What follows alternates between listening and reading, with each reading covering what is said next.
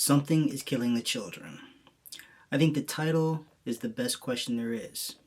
What is killing the children? Let's find out.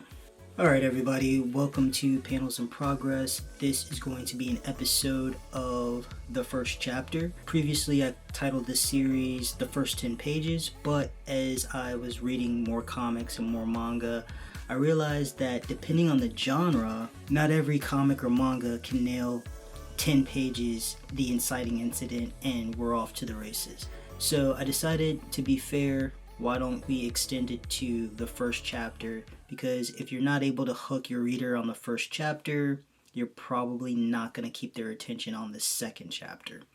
So let's begin with Something is Killing the Children by James Tynion and Werther Dell'Edera. I've got this beautiful hardcover slipcase. This is volume 1 of the series. Full disclosure, I started reading this series probably 2 or 3 years ago now. It was a recommendation from a channel called Bookish Realm. She's since renamed her channel to something else. I think it's Kidlit Comics now, but her excitement and explanation of the story made me want to check it out and see what it was all about. Plus, the title is pretty interesting. I just reread this for the episode just to see if I still felt the same way I felt several years ago. Why don't we go ahead and switch to the top down? Alright, so chapter 1 starts with seemingly a group of boys and they're playing Truth or Dare.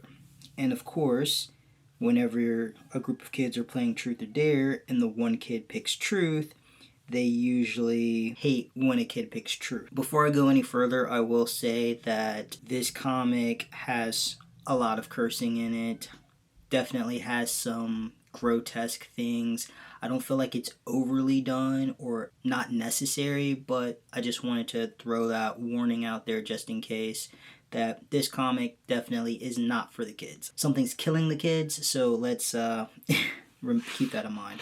The kids are, when the one boy picks Truth, they are going over what's the most scared you've ever been. They're joking on him for that, and he's like, I had to run around the house naked. And I guess he's complaining because of the dare. What we'll eventually find out that our main character is talking about something he saw. Now the kids are in beliefs that he is talking about his dreams, and he's specifically saying, no, this wasn't a dream, this is something that actually happened. And so he starts talking about what he saw. And of course, after he scares the kids, everyone is like, screw you, that didn't happen, that's a lie. And of course the kid's saying, I'm not lying.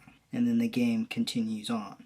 They're talking about the area in town that they believe is pretty spooky, but they don't want to believe that there's a monster out there. The next page goes to a completely different scene where he's obviously being interrogated by the police. And he's saying that he doesn't know what happened, that, he made the story up, and that it didn't happen at all. And of course, he's saying that the story was made up and it wasn't real. But the police officers, they want to know what happened. He's like, I heard them screaming. Then it's kind of like a movie, the title's flashing, Something's Killing the Children, and then we go to our next setting, which is 2 weeks later, a completely different area, completely different characters, and we actually are getting introduced to our main character, even though we don't have her name yet. It's already interesting because we have a girl in a wagon, we're hearing she's missing an eye,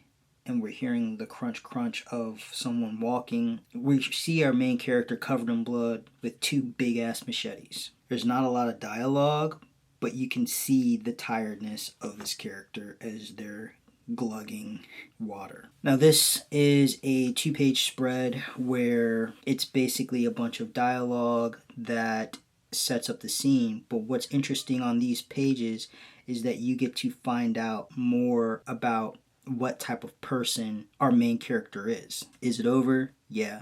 Good. Bzz, bzz. Shit. That's a bad word. I know it's a fucking bad word. Bzz, bzz. And then she's answering the call.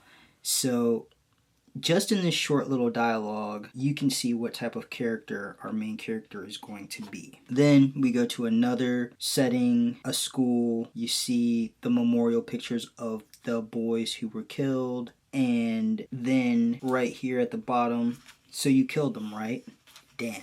What, he chopped up his friends, whatever, probably chopped up the rest of them too. This kid lost his brother and he is berating him in front of the school. Next scene is the kid who is being bullied telling the kid to shut the fuck up, which is well deserved.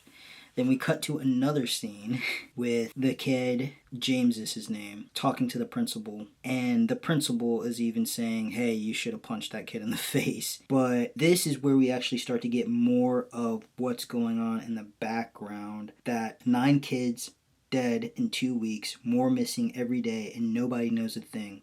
The news cameras showed up for a day, and now they won't return my calls. The sheriff's office doesn't even know where to start. They think it's a rabbit bear. They're all dead, and nobody fucking cares. Like, Tynion is doing a amazing job setting up through dialogue the different types of characters and how they are. And then, of course, the artist, Dell'Edera, is doing a great job expressing what type of characters these people are and how they carry themselves. Finally, our main character has arrived to the area where all the kids are missing. This old woman's asking her if she's getting off the bus. She's like, terrible about those children. Yeah, I wish somebody would do something about it. Yeah. And then this is a great page. She just stepped off the bus. She sees a bulletin board, and then the bulletin board is filled with nothing but missing posters. On the other side, James just got off the bus. He has a message from his dad about how he's not going to be home, how he needs to double lock the door so he can stay safe. But ultimately, James is looking on to the woods. So then, finally, the 2 main characters of this particular story actually meet. She doesn't introduce herself. She wants to know what's going on. He's like, are you a part of the police? She's like, do I look like I'm from the police? No. Okay then. Here we get some more dialogue about her trying to find out what James saw. And this is great because from this page turn, it goes right into James's memory of the scene. Everything fades to black. We've got 2-page spread, and immediately you can tell how chaotic it is. James is looking for his friends, and then he finds a kid. Help me, I can't feel my legs.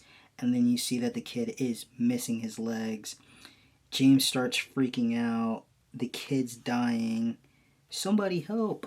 He sees more dead bodies. Bodies that are missing limbs. He's freaking out. He can't believe what's actually happening. And as he sees and looks, he hears, help me, James. And then the perfect page turn to the monster ripping his friends apart. The main character says, thank you. She's complaining about her phone again. And she says, Class E7, Archer's Peak, Wisconsin. Yeah, I've got it handled. And then he's like, you've got it handled? What do you mean you've got it handled? You've got a monster in those woods. That's why I'm here. I'm going to kill it. And James takes a moment, and then he's like, can I help? And that is the end of the first chapter of Something is Killing the Children. As I reread the story, I still enjoyed it every bit as much as I did the first time I ever read it. I think that Tynion did an amazing job setting up the scenario, giving us little peeks and glimpses into different aspects of before the incident, the aftermath of the incident, how people are handling the incident, and then our hero coming in to investigate. I think he did a great job.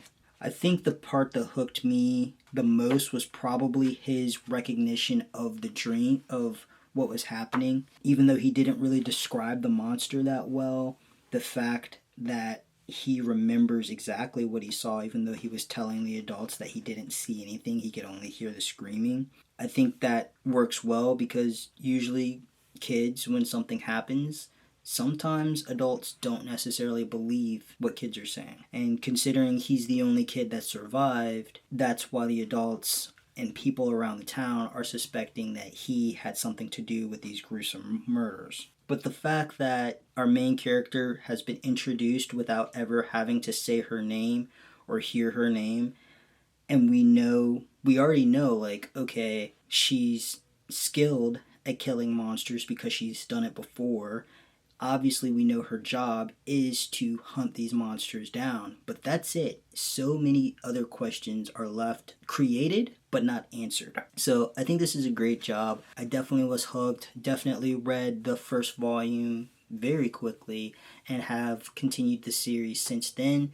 And I hope that you guys will, after this, will check it out if you haven't already. If you have checked it out, did you guys get hooked at the same parts, or did you find other parts that kept you wanting to read more and more?